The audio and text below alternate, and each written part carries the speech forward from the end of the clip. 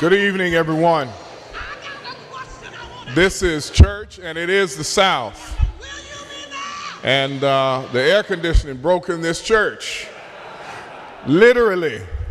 The air conditioning is not working. We're going to make the conversation good and streamlined and quick. But we're going to have a great conversation. I know it's hot. I've asked them to open the doors, but we're going to, somebody asked if it was really going to be 2 hours, and the answer is no. It was going to be an hour and a half, but with this heat, it's going to be a little shorter than that. We're going to have a robust discussion. But there are plenty of seats up here. Please come sit. I'm going to go in the back and take my tie off, but we're going to start momentarily. Our panelists are coming out shortly. Thank you all.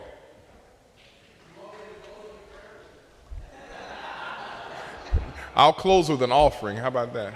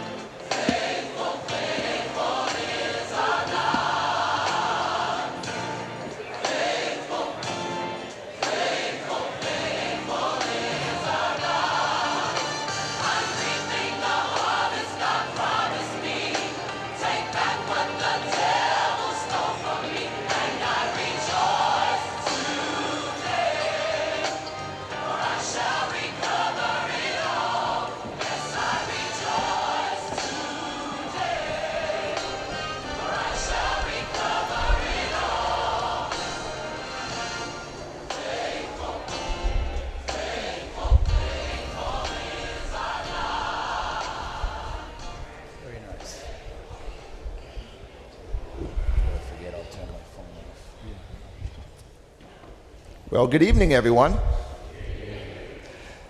It's a little warm in here, but welcome to Atlanta, Hotlanta. My name is Jared Foyer, and I am the Chief Operating Officer of Movement Forward. And I am very glad to welcome you to tonight's National Town Hall. This is, in a lot of ways, the heart of why we're here. This is about partnership. This is about working together to reduce crime, community and law enforcement together. So we are going to have a wonderful panel with national leaders helping us think through and examine important issues in community and law enforcement working together on issues of crime. Before we begin, I would like to welcome Ms. Janet Fernandez, who is with Motorola Solutions and is one of the key partners in making this conference possible. Ms. Fernandez.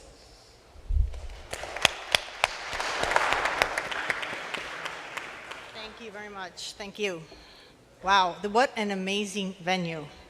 I will try to be brief because I really want us to get to our panel, but on behalf of Motorola Solutions, I want to thank you all, and we're really honored to be a part of this conference. What we're trying to achieve here and what you're doing, trying to bring the community and public safety together, is what is at the heart of what we do here at Motorola Solutions. Our 20,000 employees are part of your communities, from Los Angeles to New York, from Florida all the way to Washington. We've got employees around who really are very passionate about what we do, right? Because we know that we are possibly dialing 911, calling for an emergency, right? We have neighbors in schools, right, where a teacher is hitting a panic button, right, and messages are going out to parents, right, of danger that is happening, right? We have our neighbors in stadiums in which there is a camera that's detecting something that's notifying law enforcement before it even happens, the big incident happens. So this is important. It's connecting people through technology and information so that we can build better communities. So again, as part of Motorola Solutions, I want to thank you all for what you do. And have a good day.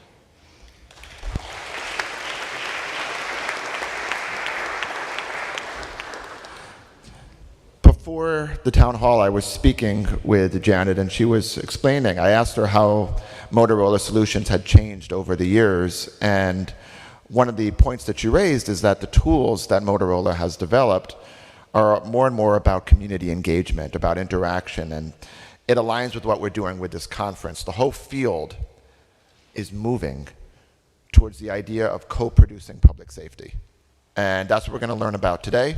So I'm now very pleased to bring out Justin Locke, who is the moderator for today's session, and he is the director of the Community Relations Service of the Department of Justice. Mr. Locke.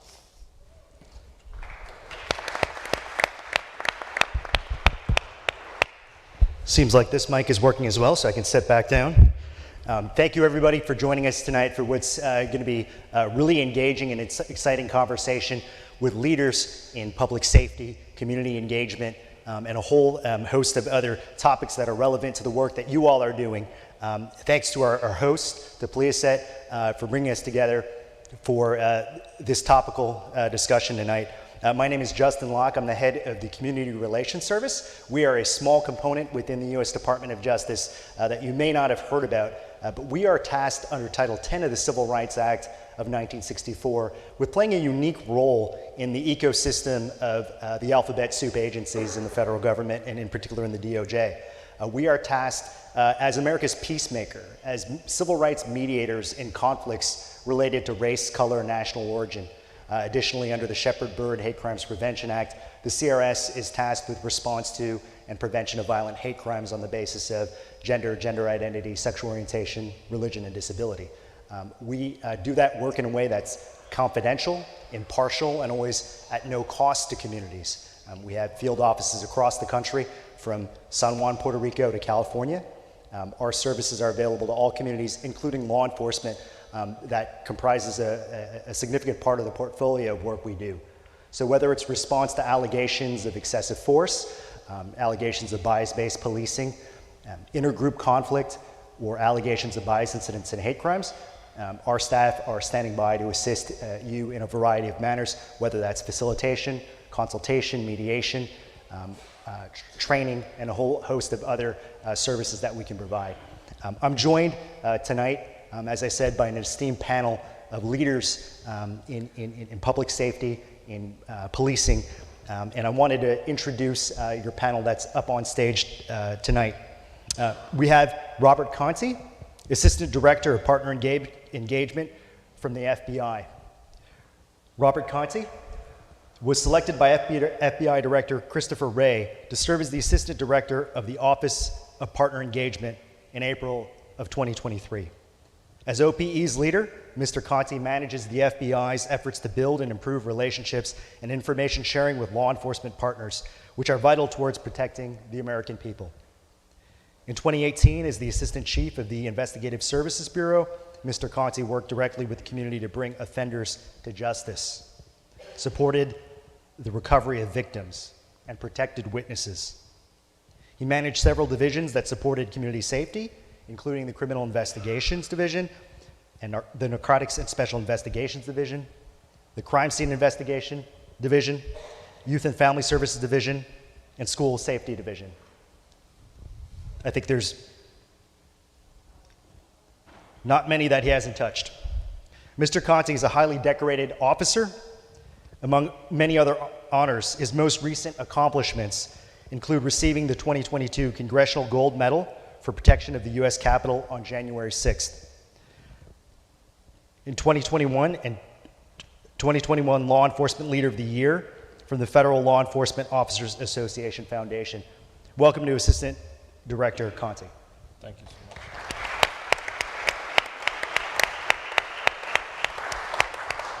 We're also joined by the Director of the Office of Community-Oriented Policing Service within the U.S. Department of Justice, Director Hugh Clements. Hugh Clements was sworn into the Providence Police Department in May of 1985. As a lieutenant, Clements was named the commander of District 5, a unit recognized in many ways for their community policing and crime-fighting efforts. In July of 2011, he was appointed as the 37th chief of the department and promoted to the rank of colonel, where he served 12 years. Mr. Clements worked closely with major law enforcement, civil rights, and community organizations throughout this tenure, and continues to do so today. He's a recipient of numerous commendations for outstanding police work and devotion to duty, including being recognized with the Providence Police Department's Chief Award 3 times, a hat trick. Outside agency awards from the FBI, ATF, and DEA, along with the White House Champions of Change Award for reducing drug abuse and building a healthier America. In January of 2023, Mr. Clements was appointed by Attorney General Merrick Garland to serve in the Department of Justice as the Director of COPS, the Community-Oriented Policing Service. In March of 2024, the City of Providence mayor and community leaders held a dedication ceremony naming the Providence Public Safety Complex Auditorium in his honor. Welcome, Director Clements. Thank you, Justin.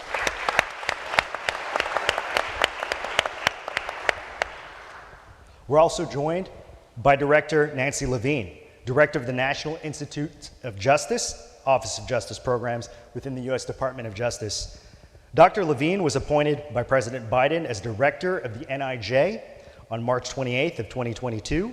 Dr. Levine is a nationally recognized criminal justice policy expert with expertise in policing, corrections reform, reentry from prison, criminal justice technology, and evidence-based criminal justice practices. She holds a doctorate in criminal justice from Rutgers University, Newark, a master's degree in public affairs from the LBJ School at the University of Texas, Austin, and a bachelor's degree in government and economics from Smith College.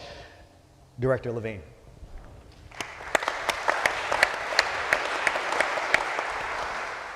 Last but not least, one of our fabulous hosts and organizers of this event, Reverend Markel Hutchins, Chief Executive Officer of Movement Forward, Incorporated.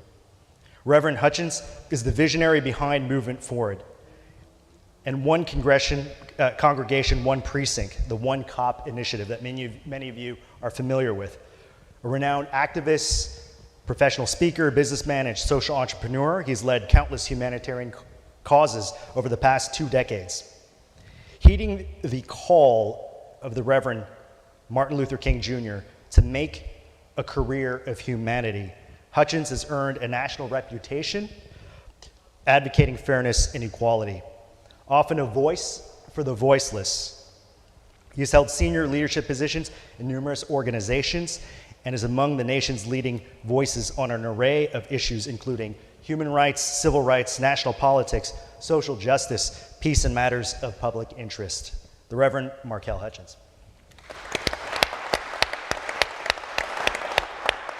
So now that I've introduced our esteemed panel, I think I want to give a roadmap of how the night is going to go. We have a number of questions that we are going to pose to our panel, and if there's time remaining, we will turn to the crowd for some panel and open discussion in this town hall.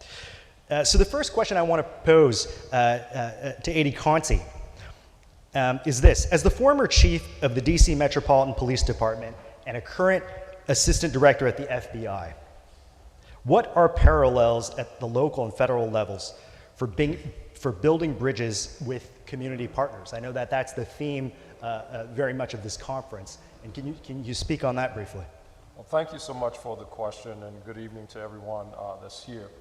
There are a lot of parallels there. You know, I served for 33 years with the DC Metropolitan Police Department, ultimately becoming the chief of that agency, and now since being with the Bureau for almost a year now, you know, I see direct parallels, and those parallels really focus on people and communities. It's really about the way that we keep Americans safe.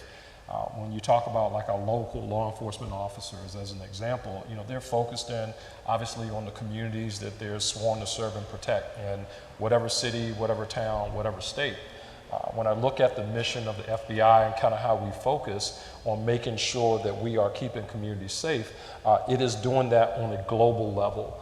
It is doing it from when you're talking about a global level, whether it's in countries all around the world, or if it's in just some small town, because there's something that's happening there, and we work very closely with communities. There are tips, thousands and thousands of tips that come in from community members to the FBI on a daily basis about things that are happening in community, about things that concern community members about their safety, and the FBI has a responsibility to respond to those and to work with our local law enforcement partners in our response. And as we go through and do the things that we have to do on the FBI side of the house, again, the direct parallel is it really leads to the communities that we all serve. So I'm grateful to be in this space now, having worn a chief hat, now an assistant director hat. You know, I get to engage in this space day in and day out with communities all across our country. Thank you so much for that important insight into the transference of your work and experience with local policing and now to the federal side. I wanted to turn the floor over to Dr. Levine, Director Levine, to talk a little bit about the NIJ and the work that you do just broadly. Sure.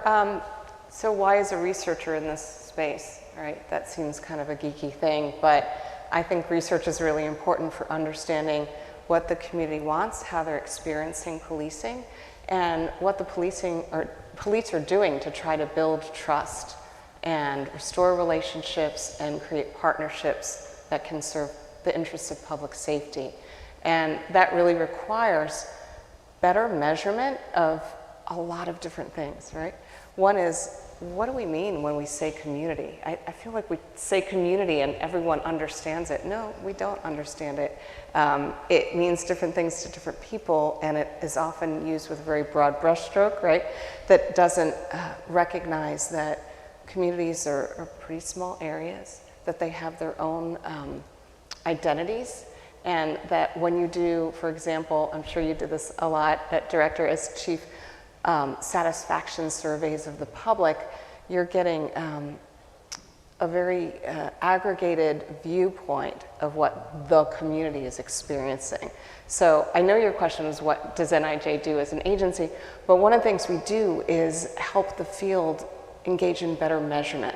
Measurement of community sentiment, measurement of community engagement, and measurement of the types of interventions that are implemented to build community trust, to promote greater safety, and the degree to which those are having their intended impact. That's phenomenal. What I hear you saying is the introduction of scientific tools. How do we bring evidence to a practice that's oftentimes hard to define, that's fuzzy around the edges? How do we define community, putting some metrics to that? And as you all know, as leaders in your respective departments, the data drives policy. And so thank you, Nancy, for that. I wanted to turn over the mic to Director Clements to say a little bit about the work that COPS is doing broadly related to the topic of our conversation today, which is trust with communities and community trust building towards public safety. So thank you, Justin. It's a pleasure to work with you day in and day out in the Department of Justice, giving resources and guidance and funding to communities around the country. And it's an honor to be part of this esteemed panel along with the Reverend. So in the COPS office in the Department of Justice, we are a three-legged stool, and we provide services to 18,000 police agencies throughout the United States.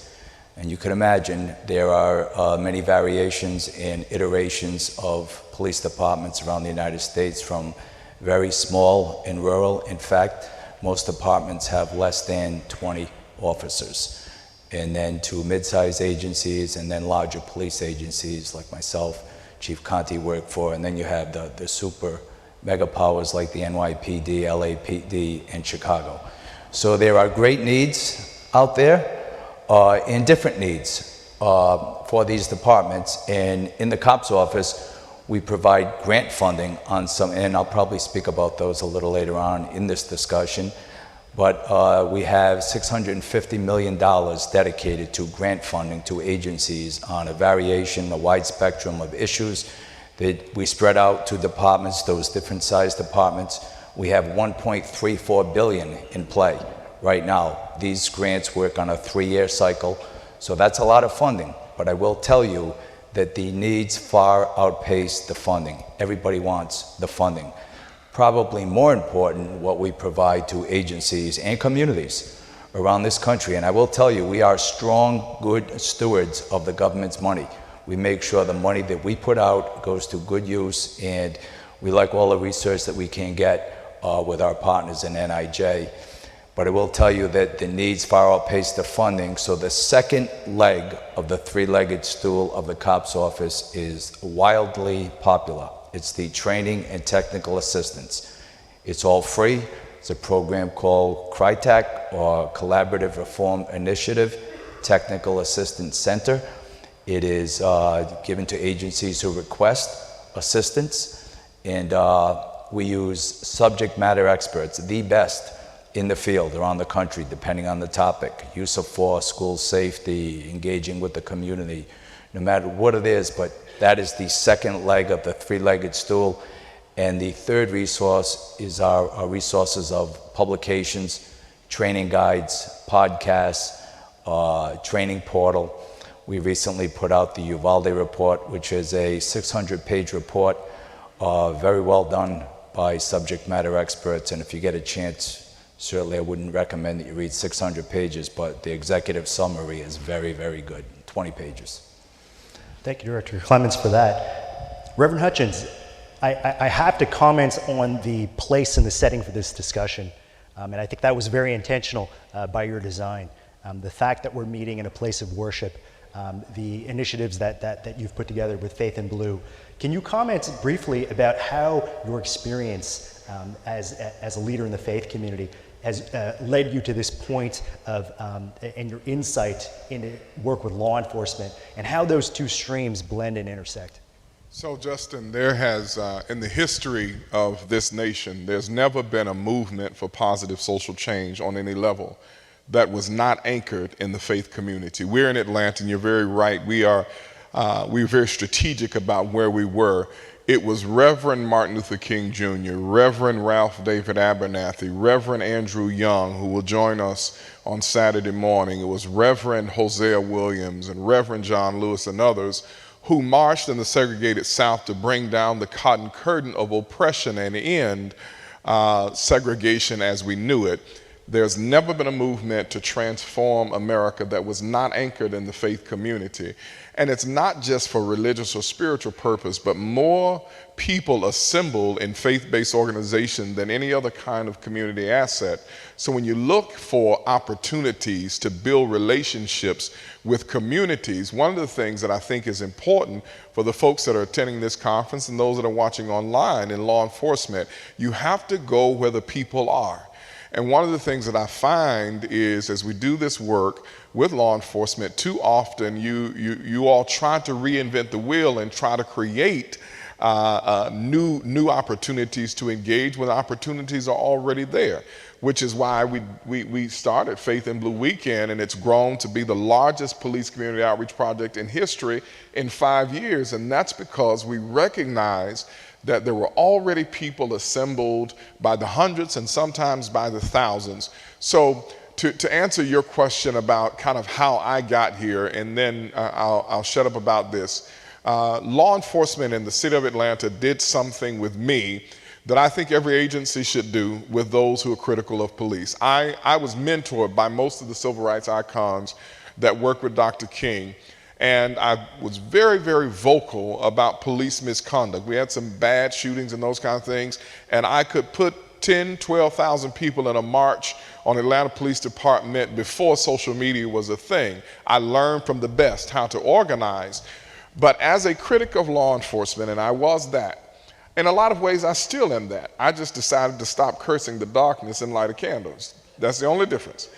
But I think there's still some things that have to be changed. There's still some transformation and some innovation that needs to happen. And that's why we have done all we could to put together this conference. But the Atlanta Police Department said, let us put you in our shoes. And they did a shoot, don't shoot special with me and put it on the largest local television station in the country, WSB-TV here. And what I experienced at the Academy changed my outlook on how we advance relationships between law enforcement and communities.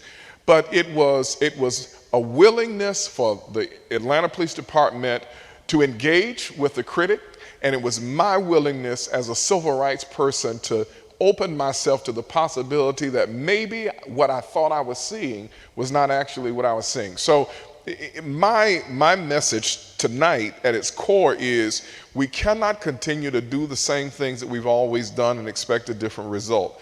I'm so glad to have the panel that we have here, because I think what you've heard already and what you'll continue to hear tonight is what you do as an agency, what you do as a community engagement professional has got to be based on something. If you don't have a strategy, if all that you do is go from community meeting and give out ice cream to kids and have faith in blue or have coffee with a cop, and there's no strategy behind it, there's no results in it, there's no data or science or research that's guiding your work, then largely what you're doing is public relations and not community engagement. So anyway, I'll take an offering now. Is there one here? Thank you for the phenomenal response and pointing out how the resources that are assembled here on this stage can complement some of those community engagement efforts. I wanted to turn back to Assistant Director Conti, and I wanted to ask, what are things or asks that communities can do to forge better collaboration with the FBI broadly, but specifically to ensure safer communities? Yeah, thank you for the question. I think one of the things that we do, typically when we think about things that happen in the community, whatever the issue is, our first stop is to deal with local law enforcement, which is absolutely the right thing to do. But over the last 20 years, the FBI has made a concerted effort to focus its efforts really on community, and this is really especially after 9/11, while cyber, while terrorist acts, while all of those things are important, there are a lot of things that happen in communities every single day, and we have tried to make sure that we are operating in a different space. For example, in all of the field offices across the country, in the 56 field offices that are across the country, we have people who are there that specifically focus in on our community engagement efforts with community members of different faiths. At one point early on in the first iteration of our focus on community, it was really kind of kids in school and that kind of thing, much to the Reverend's point about, just, I guess, let's call it entry-level community engagement, all the way to now, we have citizens academies for people who are really interested in learning more about the FBI and how they can be helpful. There are things going on right now in the social media space, as an example, where children in some house in Atlanta is being abused right now because of what's happening online. And that is the space where the FBI gets involved, but it takes for people to really understand that and to understand how the FBI is engaged in that space to keep even that kid that's vulnerable in that apartment, that house, whether it's in Atlanta or whether it's in Hawaii or whether it's in any part of the United States of America, we have a responsibility there to work with our community members to make sure that people all across America are safe. And that's not something that's a lone task that's handled by the FBI. It's really working in close collaboration and cooperation, not just with the law enforcement partners, but really the communities that we serve, and helping to understand that, helping the community members to understand that it's not just, like these national security issues that the FBI are dealing with. There are things that are happening. Most recently, I think it was maybe about 2 or 3 weeks ago, we arrested a person who had intent on harming people in a church, in several churches. He pledged his allegiance to ISIS and wanted to carry out threats and kill as many people as he could. And that was the FBI working alongside his partners to really disrupt that threat and to keep that community safe. It's not, it's not something where when we look at community safety, where we look at public safety. It's not anything where we look at it as we're in this by ourselves and we're the only ones who can do it. We really look at it as a collaborative effort across the board, working with community members, working with law enforcement partners to keep everybody safe. Because I can tell you, in my time in Washington, D.C., and now in the FBI, as I look at things on a global scale, we could not do this without our partners. Thank you. The importance of partnership, I think, is going to be a continuing theme throughout this panel and this conference. Getting down to the nuts and bolts, I know, Director Levine, you talked about the difficult task of measuring, of counting, of establishing a foundation of data. And I wanted to ask you, how would an agency, a local state agency, go about measuring the nature of their existing community engagement efforts in order to identify or diagnose ways to improve them? That is such a good question, and I think this is an area where we can build a lot better knowledge and a lot better measurement, because what I've witnessed is that a lot of well-meaning agencies say, we want to do more community engagement, and to your point, Reverend, it's more of the same. Well, what's the most common type of community engagement from the perspective of a police department? It's the community meeting, right? We'll just do more meetings. Those meetings are often at a location that is convenient for the law enforcement agency. It might be kind of in a neighborhood. It's at the same place month after month, and it draws the same people month after month. And it's not that those people aren't important stakeholders in the community, but they tend to be people who are already bought into the notion that police have a role to play. They're not the biggest critics, right? So how can we measure engagement in different ways? It's about looking at the number of people you reach, the diversity of the people you engage with. And when I say diversity, I'm not just talking about demographics, I'm talking about perspective. If we have time later, I'll tell you a case study of what I think is very robust community engagement that I measured as a researcher and found to be incredibly impactful. But I think what we need to do a better job of is thinking creatively about what engagement means based on the specific populations, their interests, coming to them, not waiting for community members to come to law enforcement, because you're almost preaching to the choir, dare I say, and reaching those people who are already really negatively disposed to the police, because they're the ones you want to bring along. That's great advice, measuring who's at the table, who's not at the table. How can we expand that table? And what I also hear you saying is that maybe the tried and true go-tos, the coffee with the cop, the community meeting, they do continue to have a place, but maybe thinking about ways that we can perhaps reach, be more intentional about getting outside that box. Right, Justin, that requires a level of courage and a commitment to fail, right? It requires courage to measure the impact of your work. And that's one of the things that, I think we should continue, Chief Letnick, to work with IACP and national sheriffs and other organizations that include law enforcement executives. Chiefs and sheriffs and other agency heads have to give their community engagement practitioners enough space and enough trust to try things that may not have been done before, to be innovative. Because if you continue to go to the meetings and that's how you're measuring community engagement, you're not measuring it by the diversity, you're not measuring it by the impact, you're not measuring it by reductions in crime. If you're only measuring your community engagement, your community outreach by how many events you do every year or every month or every week, you're really missing the mark. And in a lot of ways, as a community leader, I think you're doing more harm than you are good, because community members will look at that and say they're just checking off a box.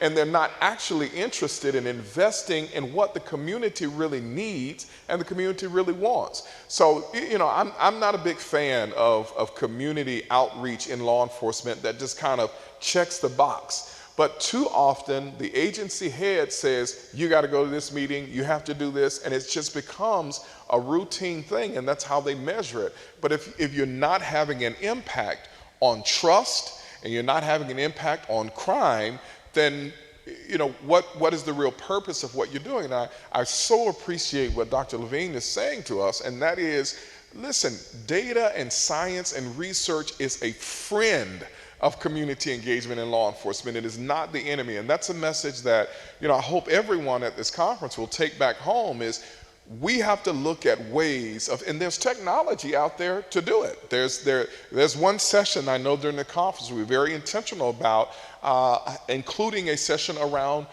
measurements using the CAD system. You measure everything else using CAD. You should measure your impact in community. So anyway, I really appreciate that. Another great piece of advice, and what I extract from that is that in addition to quantity, there's quality, and there's ways to measure quality in collaboration with community to see, are we reaching folks that need to be reached? I want to ask a question of Director Clements, and this will probably get people leaning forward in their seats a little bit. And that is, what are some of the current funding opportunities available through the COPS office? And as we talk about community engagement, we're often looking at ways that we incentivize both officers to do this and communities to do this. Can you speak a little bit about the funding available from COPS? So sure, and thank you. That's an important question, and it's not all about the funding, but it's improving the lives and lot of each individual neighborhood that we serve. And again, there's 18,000 agencies, and I think we'd all agree, every agency wants to provide to their community, and every community deserves to be safe. And we're seeing that play out around the country where people want to be safe and secure in their communities. And that's important, and that is our role that we put our right hand up on in the patch we wear in communities around this country to serve and protect and keep our communities safe. It's an important role. Everybody wants a police department that's effective and efficient, but as well, they want a police department that is fair, and they want a police department that is just, and they want a police department that, in the Reverend's words, that they can trust. And these aren't just words. Without trust, there is no legitimacy for the police in the communities that they serve. So these conversations are driven by the community, community-informed, community-driven. Everything we do in the COPS office drives towards a community and a criminal law enforcement entity's reach to provide safety in their communities. And in specific, the grant opportunities that we have surround recruitment and retention, the COPS hiring program. That is the flagship program of the COPS office, where since its inception in 1994, under the Clinton administration, his goal was to put 100,000 police officers on the street, and to date, 138,000 have been put on the street. And there's another initiative to do that again and put 100,000 police officers on the street with the proper guidance, training, mentorship with the programs we have in the COPS office. That is the flagship program, but as well we have a huge dedication of funding to school violence prevention, which unfortunately is a very needy issue around this country right now. So we have $53 million from the COPS office and another $20 million from the Bipartisan Safer Communities Act. So that's $73 million that provides opportunities for communities and school departments to work with their police agencies to provide safety to children in schools. That's a lot of funding and a lot of guidance. As well, we have funding opportunities for anti-heroin, anti-methamphetamine, $51 million for this year alone to give to task force agencies to keep the scourge of fentanyl that is killing American communities as we speak. There are countless overdose deaths every single day.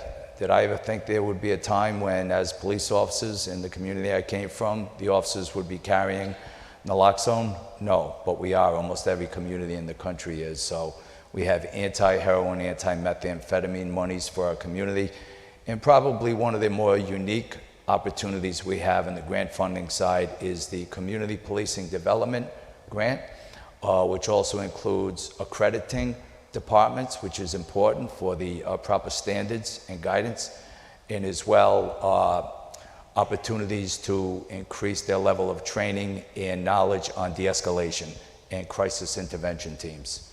And lastly, I'll mention, and very importantly, we ask men and women in communities around this country to go out there and do the impossible at times. I have an incredible amount of respect for young men and women and veterans who go out there and do this job every single day, but it takes its toll.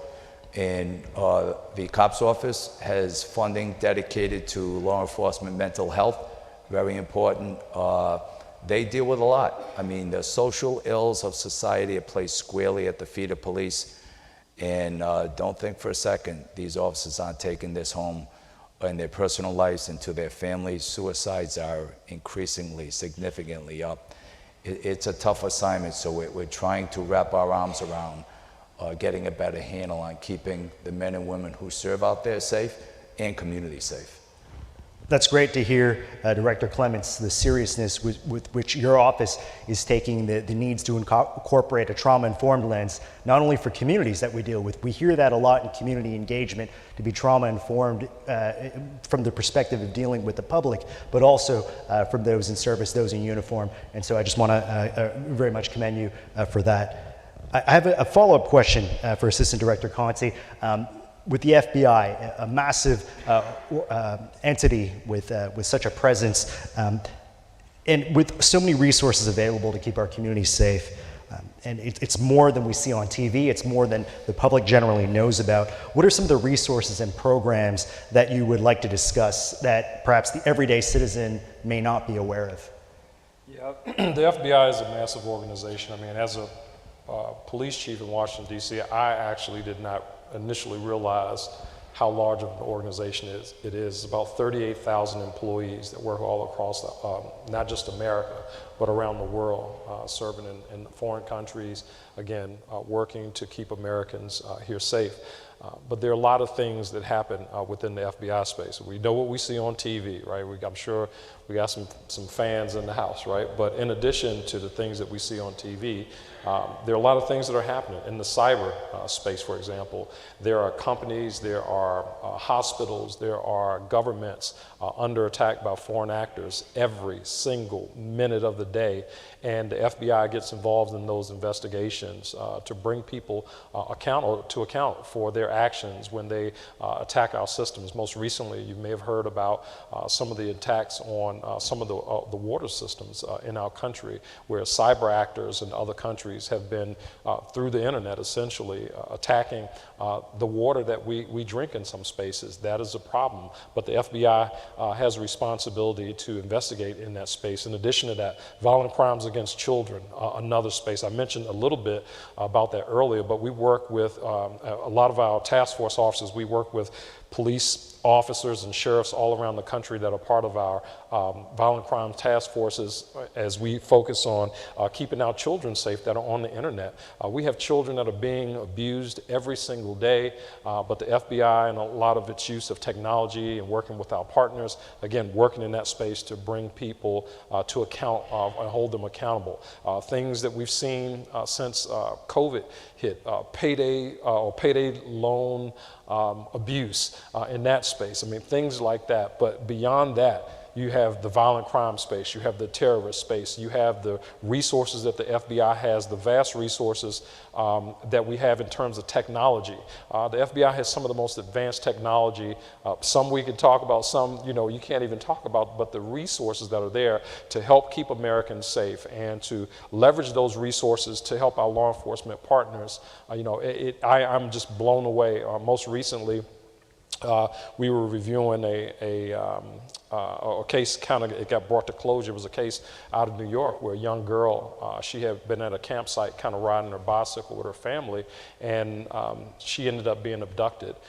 The FBI was able to work that case and through the use of technology, track down a suspect, recover the young girl. She was 9 or 10 years old, but recover her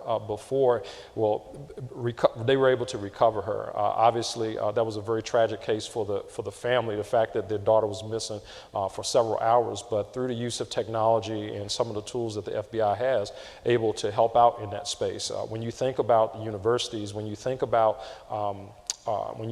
some of our entrepreneurial secrets for people here in this country and things that they're working on that people, overseas actors are working every day to try to steal. The FBI has a space there as well that we work, man. I can go on and on about that stuff, but one of the things, the last thing I will say that I'm very proud of that we do, and this is from my chief hat coming from outside in, is that we have a world-renowned program in our FBI National Academy to develop law enforcement leaders all around the world, not just here in America, but law enforcement leaders all around the world come to the FBI National Academy in Quantico, and when they come there, it's an intensive program to develop the best law enforcement leaders, because those leaders, they lead agencies, and when they lead those agencies, the things that they do, the decisions that they make, they have impact on policy, they have impact on the way that officers and sheriffs will engage with the communities that they serve, and they have impact on how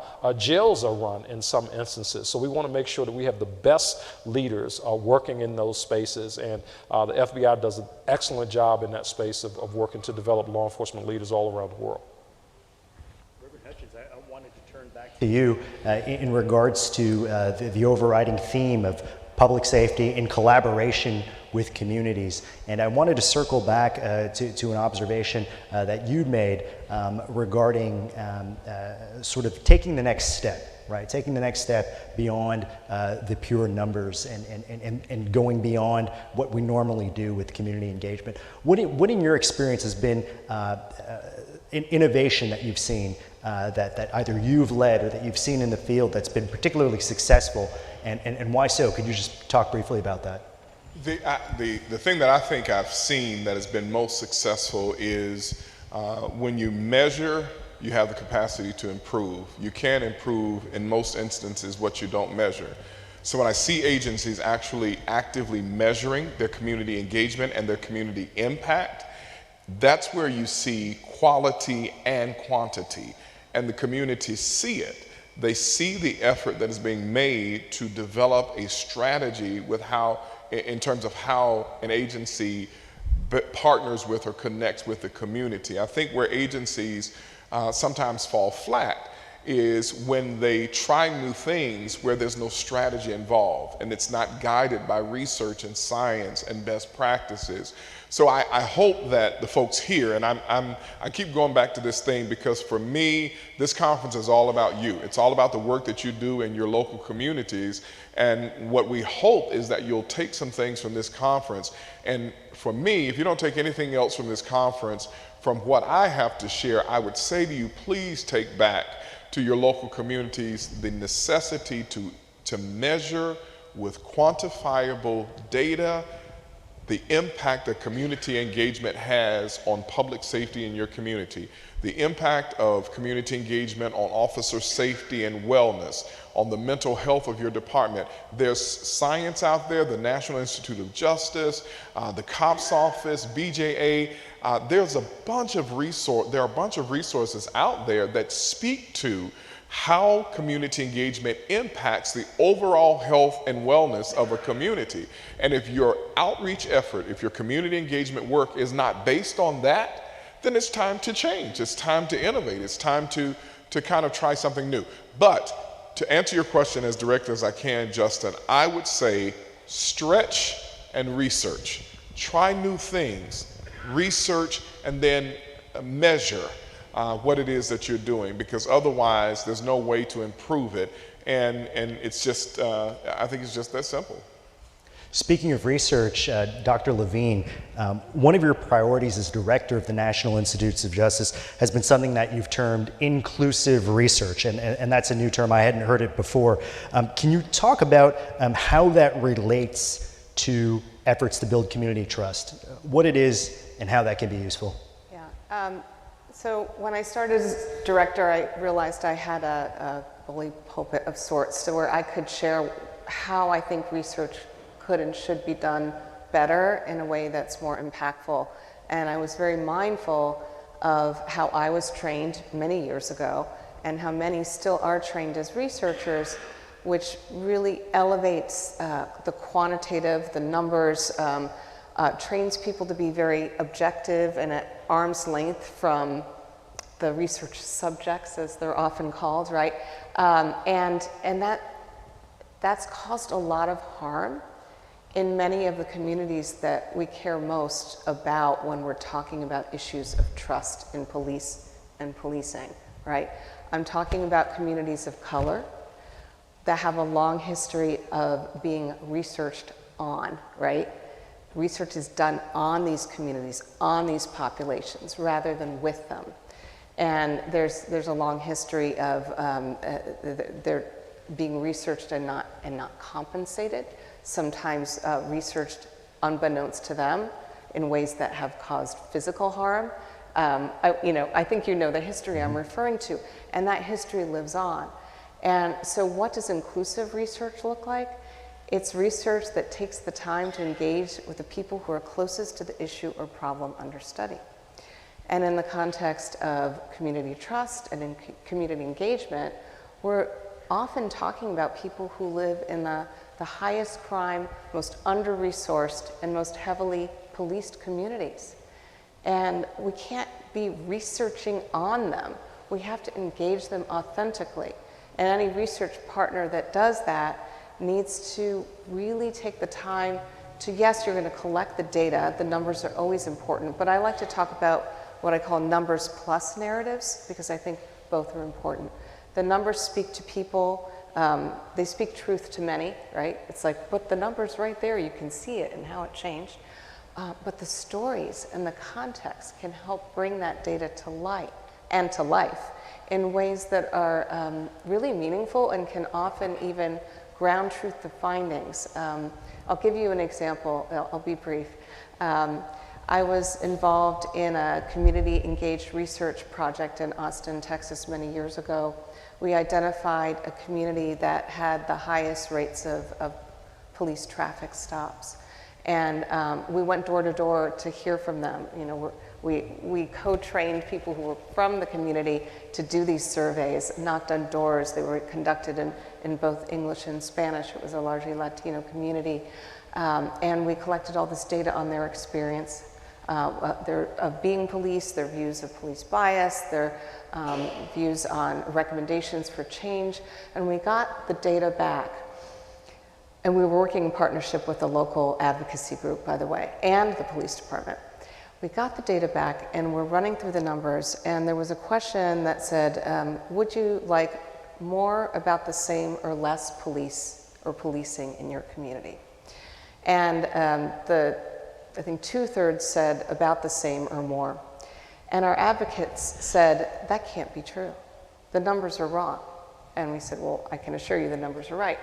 But because they were closer to the community, they said, well, can you look at the data by age? And that's called a crosstab. We're like, oh, it hadn't even occurred to us to do that. So we looked at the responses by 40 years of age and older and under 40. And I'll bet you can guess what we found. The older respondents liked the police. They'd like more policing. The younger respondents wanted less policing. And even that wasn't enough, because then you have to unpack what they're thinking about when they hear the word policing. And as we know, you can have a lot of policing, but if it's enforcing low-level infractions that are leading to more incarceration of the people who are really not causing harm in the community while not solving homicides, they might not want more policing. They might want more safety. So it's very nuanced, but you won't learn that if you're only doing the data collection and not doing that in authentic engagement in an inclusive manner. So it seems like what I hear you saying is that the relationship to community connection and outreach can sort of contextualize the numbers, the data points, that it can be a superpower that can help connect the dots to what you're seeing in the numbers. Bringing that, I'm sorry. bringing that data back to the community is also incredibly powerful, and that helps build trust, especially when you bring the findings back and say, we hear you, what should we do differently? And then actually making good on that. Thank you for those examples. Director Clements, we're talking about tools here, and I know that COPS brings to the table so many tools.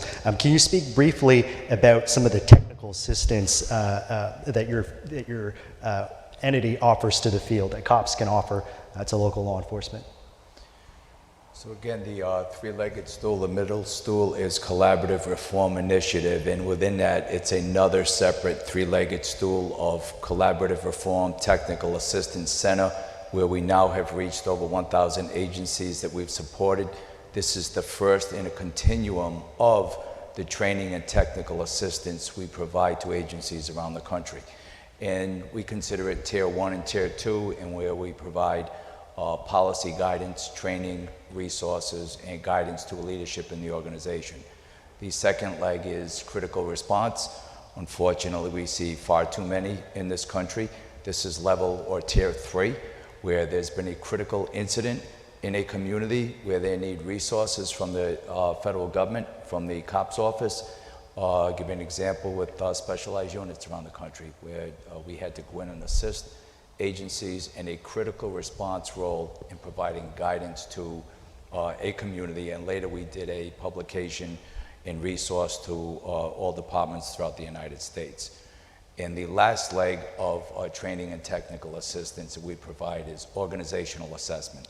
That is a Tier 4 reach, and the last on the continuum, where we go in and support an agency. It's a long-term approach. We go in with a lot of resources from subject matter experts and really try to transform that agency. And while I'm here, let me just speak to, and once again, I think the greatest thing that we can do in the COPS office is to lift up successful programs. And there is so much innovation going on in policing around the country. It is part of our role and responsibility to lift up those programs. And you know, there's bodies of evidence supported by research that we're trying to promote out there on a daily basis, and it's important because we know now, and policing wasn't always this way. This profession has transformed significantly over the years, where we now are truly balanced in criminal engagement and community engagement and criminal enforcement. But I think we've learned we need to police our communities and interact and engage with our communities with empathy, with great empathy. I believe in getting close to the problems, and this is what we promote. I believe in power and proximity, getting closest to the problems in the respective communities. And again, there's some great body of evidence that it works. That strategy leads to progress, and that progress leads to success in communities around this country. Again, I think that just such a well-timed and wise advice of focusing on the success stories, finding a way to share those narratives. And I guess I'll pose that as a question to the entire panel. Can you speak briefly about an example, a recent success story, a greatest hit, something that's worked and what you learned from it in community engagement in your respective roles? I'll start with Reverend Hutchins. So connectivity. There's something awfully important about being able to connect to your colleagues, and that's one of the things that I think is most important about the Police It Conference is learning from your colleagues. So one success story that we saw out of the conference last year, which was the first time that this kind of conference has ever been held, focused on community engagement. There's a sheriff's office called Black Hawk County Sheriff's Office in Iowa that released a video about 2 weeks ago that talked about how they were seeking to innovate and transform their community engagement. And they came to the Police It Conference last year and got exposed to a couple of other agencies that were doing some really unique things. And they began to duplicate what they saw at some of the other agencies and actually went to visit. They sent a delegation to visit some of their colleagues that they met at the Police It Conference, and they stood up a community engagement function and have already been able to measure the success in terms of not just trust building, but also crime reduction. So for me, a success story looks like connecting to your colleagues, not being afraid to establish a relationship with an agency that may not be doing the things that you're doing, but maybe they are more impactful, and being able to learn from them. Humility in law enforcement, just like in ministry, is a key component of success. And you've got to, in my estimation, be willing to learn and go to the difficult places, go to the difficult spaces. If it's easy for you to build a relationship there, it probably isn't worth your time. Like Dr. Levine spoke earlier about, asking folks to come to you. What you'd want in the space of community engagement that I've seen successful requires that you go to them and not ask them to come to you. Because when you ask someone as an agency to come to you, the only folks that are coming are people that already like you, that already understand the work that you do.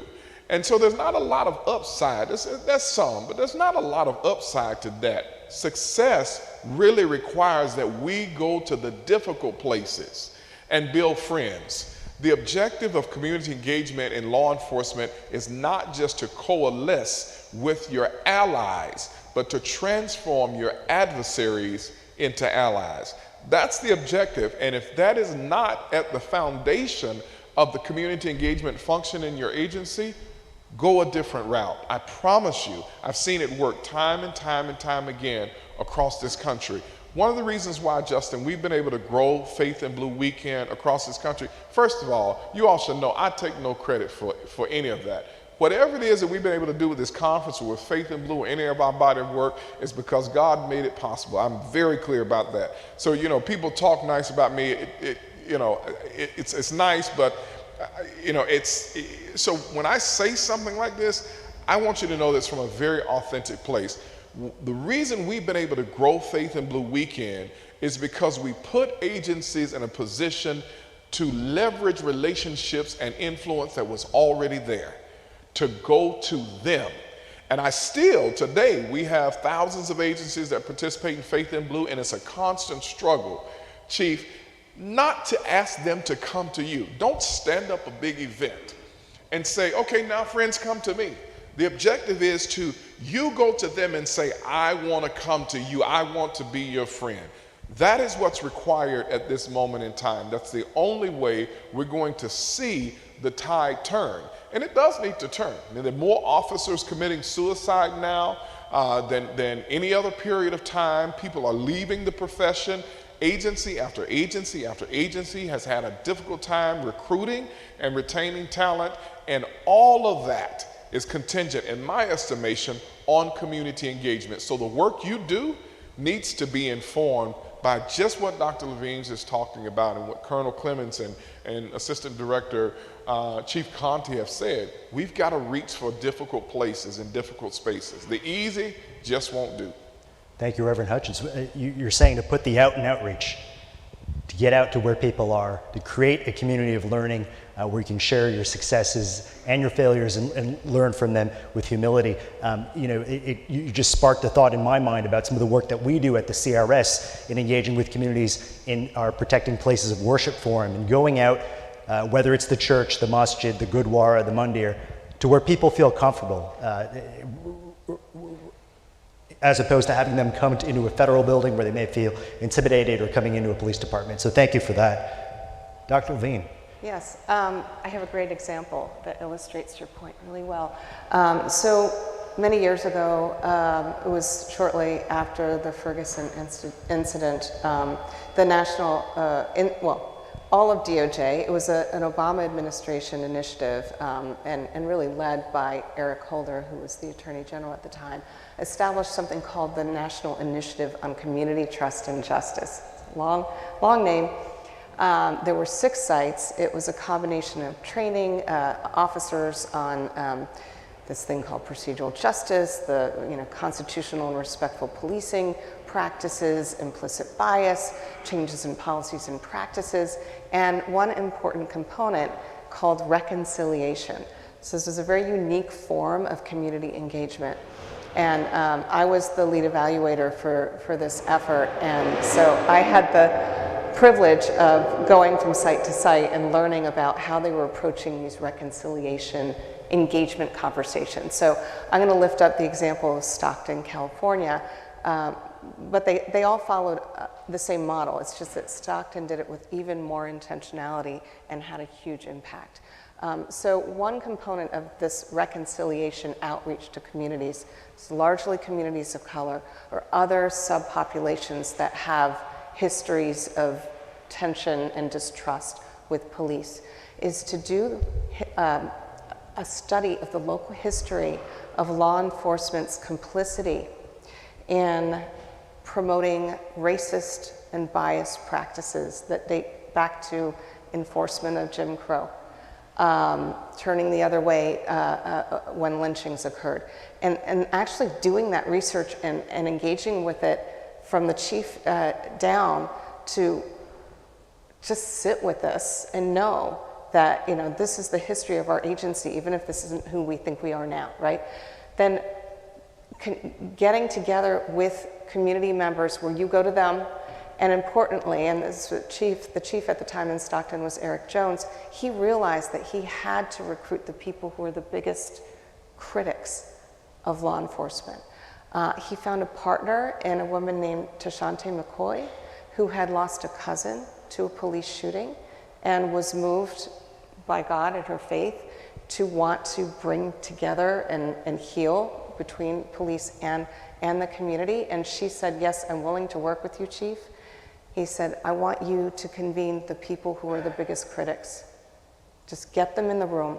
And then they got in the room, and the chief started by talking about that history and apologizing for it and saying, you know, I realized that by wearing this uniform, we are representing that history, and for that, we are very sorry.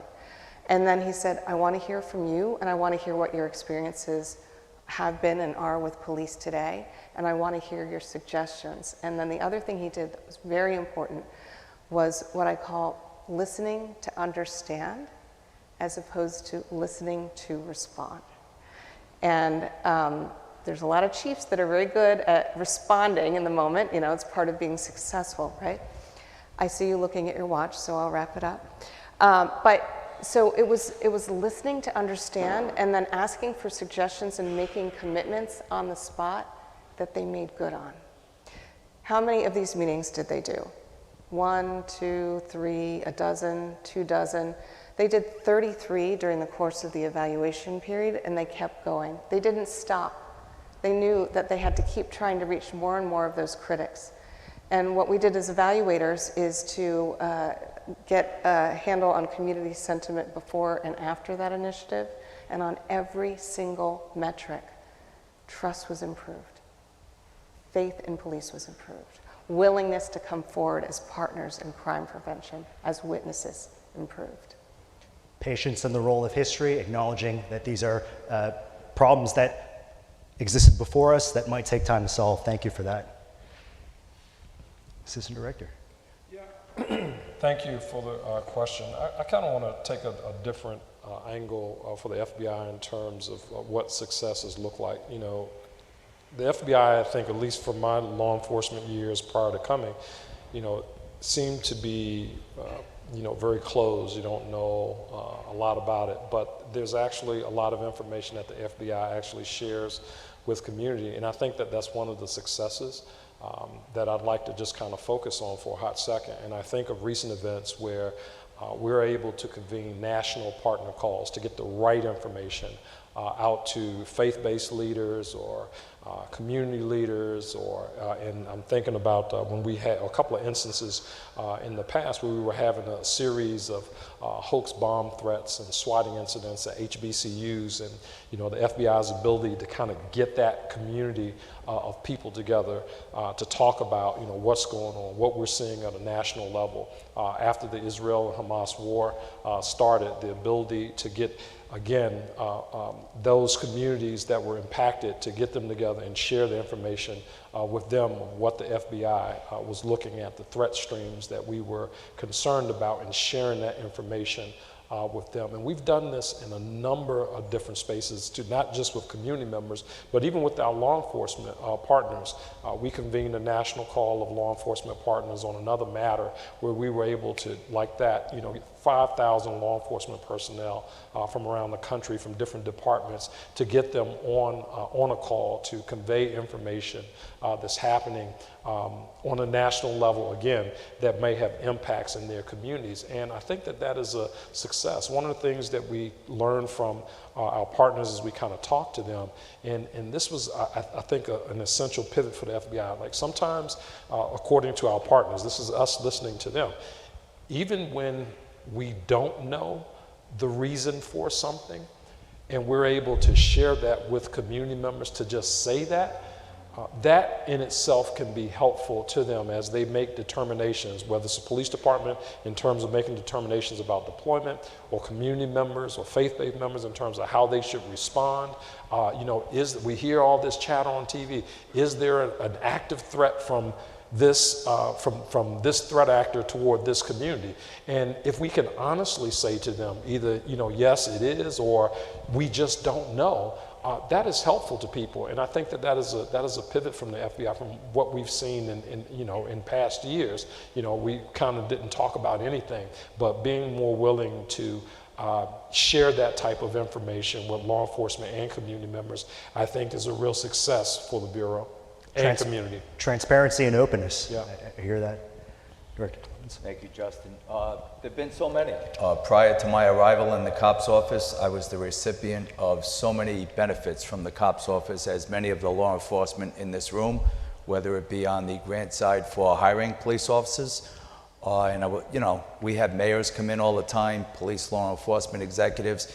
If we give an agency 2 officers, they are so grateful, and the phone just doesn't stop ringing because it's so important to their communities. And it's like a turnstile sometime with mayors, town managers coming in requesting assistance from the COPS office. So all sorts of success on a daily basis in a general way. The work we do with the FOP on law enforcement, mental health is crucial and important out there. And again, that's in a general way. If I had to speak to one real success story in the 15 months that I've been there, of course, it has to be that report that came out that was voluminous on the Uvalde report. I mean, we are bestowed an incredible amount of power in serving our communities, and that was a really important report. And that was done in honor of the victims, the survivors, our community, and it was a critical incident review. And members of the team prior to my arrival and since my arrival, they made 9 trips. I went out there in the end myself for the report. They were, for a total of 54 days, they looked at 14,000 pieces of evidence. They did 263 interviews that culminated in a 600-page report. And it was detailed minute by minute, very, very detailed report. And it was truthful and hard-hitting and impactful. And I saw it in the community, and we heard it from the community at the session we went to. And I see her in the audience, Nazmia Comray was integral to every piece of that, from day one to the end. And we felt it in the community that government had served them well. They were finally told the truth, and a lot of that information had been out there in different ways and in different iterations. However, this was hard-hitting in the way the end result was. It was a lack of leadership, it was an abdication of leadership, and people were held accountable as they should have been, with the honor bestowed in serving our communities. And that's what we do. We serve our communities no matter where we sit in these 18,000 agencies, and that's why it has to be done in a passionate and compassionate way in every agency that we serve, along with our community partners. But that was a real success story in that it served that community well in hearing the truth. And finally, they felt someone had spoken on their behalf. Thank you, Director Clemens. If I may, I just want to say that report is also about truth-telling. And truth-telling, you know, in the Uvalde incident was mapping out everything that happened and how it transpired. The Stockton story is a different kind of truth-telling. But I think that truth-telling is what helps really build that authentic engagement and restore that trust. And I will also say that the report, as sobering as it is also really instructive. for everyone on how to deal with these incidents in a better way. Thank you. Well, I wanted to thank our esteemed panel for taking the time to share so much wisdom about the need for transparency, the need for truth-telling, the need to do things different, the need for evaluation and data to ground it in science. I wanted to turn it back over to our hosts. I know that in the spirit of a town hall, if there are perhaps questions here in the audience.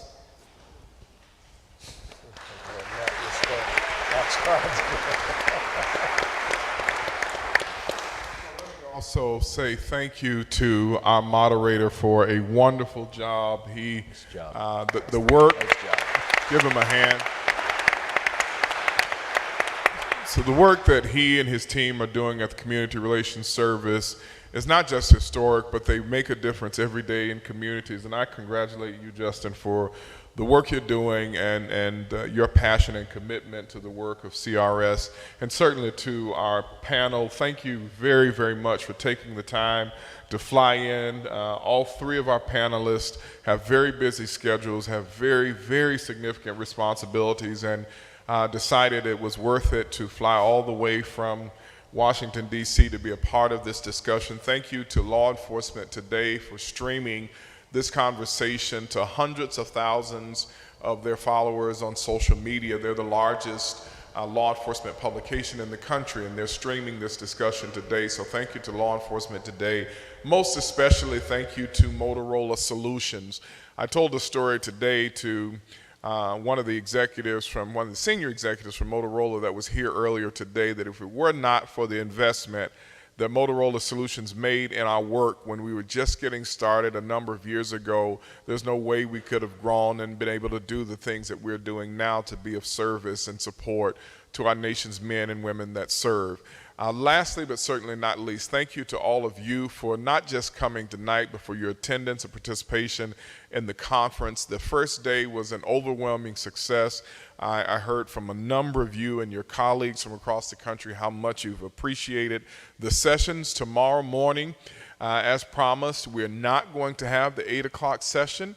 That was a placeholder in case something needed to be added, so classes will resume at 9 o'clock a.m. And we have a wonderful luncheon tomorrow that's going to pick up where a lot of our panelists left off. It's called Engaging Critics. So we've brought some subject matter experts in from across the country that are going to talk about effective ways that law enforcement can engage with critics of law enforcement in such a way that it strengthens your community engagement. And then tomorrow evening is kind of the highlight of the conference. We're going to have a good old time. We've got some barbecue and soul food, and including collard greens, and my grandma said cornbread, not cornbread, but so we're going to have a wonderful time. We've got live music and dancing and cigars and hookah and a live band and casino games. There'll be craps tables and all of that. We're going to bus everyone, so keep a lookout on the app. The buses, I think, will start rolling from the hotel about 6:30, 6:45. But you're only going to get to go if you go to class tomorrow. I'm just so thank you so much to all of you for joining us. Again, let's give our panel a wonderful round of applause.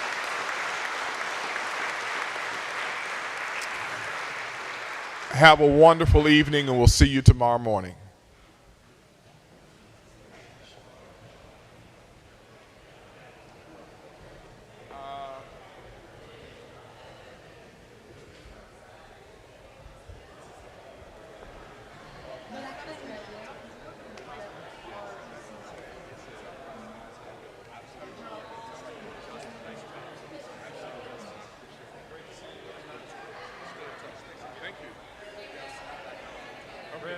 Outstanding, as usual, sir.